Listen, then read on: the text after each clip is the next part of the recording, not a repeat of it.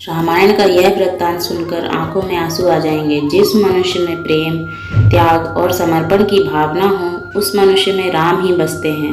कभी समय मिले तो अपने रामायण को पढ़ने और समझने का प्रयास कीजिएगा। रामायण जीवन जीने की सबसे उत्तम शिक्षा देती है। चारों भाइयों का प्रेम और त्याग एक दूसरे के प्रति अद्भुत, अभिनव और अलौकिक है। एक रात की बात है, माता कौशल्या जी को अपने महल की छत पर किसी के कदमों की आहट सुनाई दी। उनकी नींद खुल गई। पूछा, कौन है? मालूम पड़ा सबसे छोटी बहू यानी शत्रुघ्न जी की पत्नी श्रुतकीर्ति जी हैं। माता कौशल्या जी ने उन्हें नीचे अपने पास बुलाया। श्रुतकीर्ति जी आईं, चरणों में प्रणाम कर खड़ी रह गई। माता कौशल्या जी ने पूछा, बेटी श्रुति, इतनी रात को अकेली छत पर क्या कर रही हो? क्या नींद नहीं आ रही? शत्रुघ्न कहाँ हैं? श्रुतकीर्ति जी की आंखें भर आई। कौशल्या माँ की छाती से लिपट गई, बोली, माँ, उन्हें देखे हुए तो 13 वर्ष हो गए। सुनकर कौशल्या जी का हृदय कांप गया। तुरंत आवाज लगाई, सेवक दौड़ आए। आधी रात ही पालकी तैयार हुई। आज शत्रुघ्न जी की खोज होगी। माँ चली। आप जानते हैं शत्रुघ्न जी कहाँ मिले? अयोध्या जी के जिस दरवाजे के बाहर भरत जी नंदीग्राम में तपस्वी होकर रहते हैं, उसी दरवाजे के भीतर एक पत्थर की शिला है। उसी शिला पर शत्रुघ्न जी अपनी बाह का तकिया बनाकर लेटे मिले। माँ शत्रुघ्न जी के सिरहाने बैठ गईं। हौले से बालों में हाथ फिराया तो शत्रुघ्न जी की आंखें खुली। माँ उठे, चरणों में गिरे। माँ, आपने आने का कष्ट क्यों किया? मुझे बुला लिया होता। माँ ने कहा, शत्रुघ्न यहाँ क्यों? शत्रुघ्न जी की रुलाई फूट पड़ी। बोले, माँ, भैया राम जी पिताजी की आज्ञा से वन चले गए। भैया लक्ष्मण जी उनके पीछे चले गए। भैया भरत जी भी नंदीग्राम में हैं। क्या ये महल, ये रथ, ये राशि वस्त्र विधाता ने मेरे लिए ही बनाए हैं? शत्रुघ्न जी की बात सुनकर माता कौशल्या जी निरुत्तर रह गई। देखो, क्या है ये राम कथा? यह भोग की नहीं, त्याग की कथा है। भगवान राम को 14 वर्ष का वनवास हुआ तो उनकी पत्नी सीता जी ने भी 14 वर्षों का कठिन वनवास सहर्ष ही स्वीकार कर लिया। परंतु बचपन से ही बड़े भाई की सेवा में रहने वाले लक्ष्मण जी कैसे राम जी से दूर हो जाते? माता सुमित्रा से वन जाने की आज्ञा लेकर तब लक्ष्मण जी की पत्नी उर्मिला के कक्ष की ओर बढ़ रहे थे तो सोच रहे थे कि माँ ने तो आज्ञा दे दी, परंतु उर्मिला को कैसे समझाऊंगा, क्या बोलूँगा उनसे? यही सोचकर विचार करके लक्ष्मण जी जैसे ही अपने कक्ष में पहुँचे तो देखा कि उर्मिला जी हाथों में आरती का थाल लेके खड़ी थी।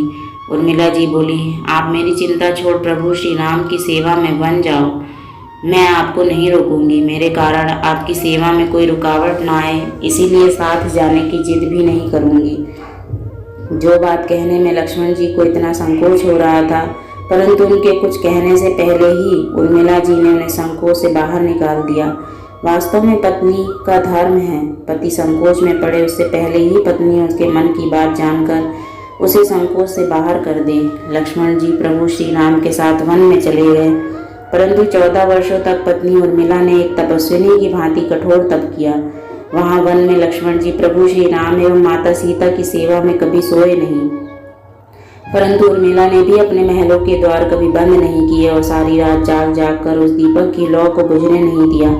मेघनाद से युद्ध करते हुए जब लक्ष्मण जी को शक्ति लग जाती है और हनुमान जी उनके लिए संजीवनी बूटी का पर्वत लेकर वापस लौट रहे थे तो बीच में अयोध्या के ऊपर से गुजरने के दौरान भरत जी ने उन्हें देखकर कोई मायावी राक्षस समझा और उन्होंने हनुमान जी को बाण मार दिया, जिससे हनुमान जी गिर जाते हैं। तब हनुमान जी का सारा वृत्तांत सुनाते हैं कि सीता जी को रावण हर ले गया, लक्ष्मण जी युद्ध में मूर्छित हो गए हैं। यह सुनते ही कौशल्या जी कहती हैं कि राम को कहना कि लक्ष्मण के बिना अयोध्या में पैर भी मत रखना, राम वन में ही रहे। माता सुमित्रा कहती हैं कि राम से कहना कि कोई बात नहीं, अभी शत्रुघ्न है, मैं उसे भेज दूंगी। मेरे दोनों पुत्र राम सेवा के लिए ही तो जन्मे हैं। माताओं का प्रेम देखकर हनुमान जी की आंखों से अश्रुधारा बह रही थी, परंतु जब उन्होंने उर्मिला जी को देखा तो सोचने लगे, यह क्यों एकदम शांत और प्रसन्न खड़ी हैं?